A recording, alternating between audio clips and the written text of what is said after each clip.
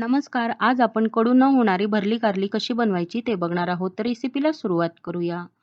सर्वात आधी इथे आपल्याला कारली घ्यायची आहे. तुम्ही कुठल्याही प्रकारची इथे कारली वापरू शकता. इथे मी पांढऱ्या रंगाची कारली वापरलेली आहे. पांढरी कारली ही हिरव्या कारल्यांपेक्षा थोडी कमी चवीला कडवट असतात. कारल्यांना या पद्धतीने छोट्या-छोट्या तुकड्यांमध्ये कट करून घ्यायचं आहे. कट झाल्यानंतर आपल्याला एका बाजूने फक्त जो आतला बियांचा गर असतो तो काढून घ्यायचा आहे सुरीने. त्यानंतर जी मागची बाजू आहे ती अशीच तशीच ठेवायची आहे. म्हणजे सारण दोघं बाजूंनी आपल्याला व्यवस्थित पॅक करता येईल.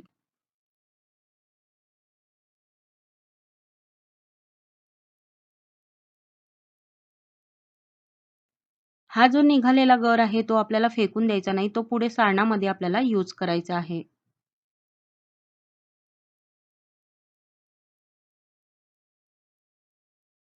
इथे आपण सर्व कारल्यांमधला जो गर आहे तो काढून घेतलेला आहे. त्यानंतर आपण वांग्यांना जसं प्लसच्या आकारामध्ये कट करून घेतो, तसंच कारल्यांना सुद्धा आपल्याला प्लसच्या आकारामध्ये या पद्धतीने कट करून घ्यायचं आहे. म्हणजे सारण भरायला सोपं जातं आणि सारणला चारही बाजूंनी वाफ व्यवस्थित लागते आणि आतमध्ये सारण हे कचवट राहत नाही. इथे आपण अर्धवट कट करून घेतलेले आहेत सर्व कारली. आता त्यानंतर आपल्याला एका प्लेटमध्ये हळद आणि मीठ घ्यायचं आहे, मिक्स करून घ्यायचं आहे आणि कारल्यांना आपल्याला आतल्या बाजूने या पद्धतीने चोळून-चोळून लावायचं आहे. त्यामुळे मिठाच्या पाण्याद्वारे जो कडवटपणा आहे कारल्याचा तो निघून जातो आणि कारली कमी कडवट लागतात. तुम्हाला जर कारली कडू लागत असेल आणि घरात कोणी खात नसेल, तर मीठ आणि हळद लावून ठेवा 5 ते 10 मिनिटं आणि मग बनवायला घ्या म्हणजे कारली कमी कडवट लागतात. त्यानंतर एका कढईमध्ये पाणी टाकून चाळणीमध्ये या पद्धतीने मीठ आणि हळद चोळून कारली ठेवायची आहे आणि 5 ते मिनिटांसाठी एक वाफ आणायची आहे.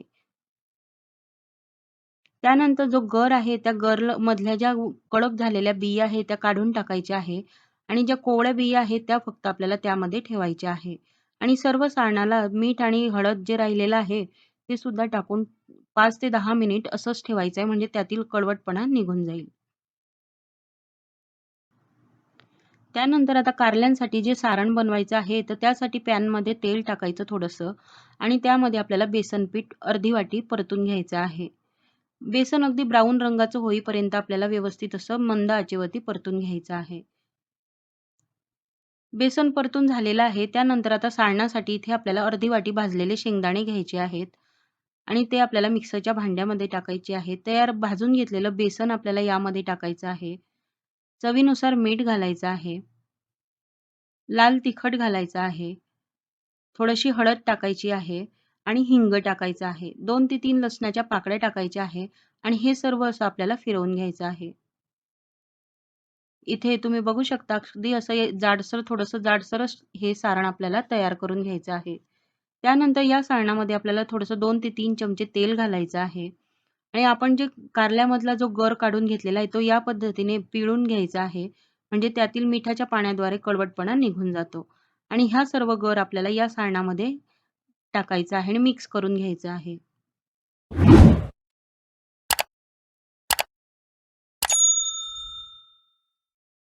तुम्हाला जर आवडत असेल तर तुम्ही यामध्ये थोडीशी लिंबू सुद्धा पिळून घेऊ शकता. त्यानंतर यामध्ये बारीक चिरलेली कोथिंबीर घालायची आहे आणि हे सर्व मिक्स करायचं आहे.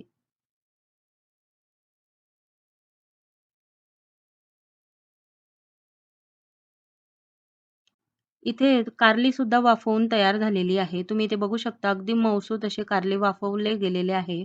त्यानंतर आता ह्या कारल्यांमध्ये हे सारण आपल्याला हलक्या हाताने भरून घ्यायचंय. खूप दाबून-दाबून भरायचं नाही, नाहीतर मधला भाग थोडा कचवट राहतो. म्हणून आपल्याला अगदी हलक्या हाताने फक्त हे सारण भरून घ्यायचं आहे.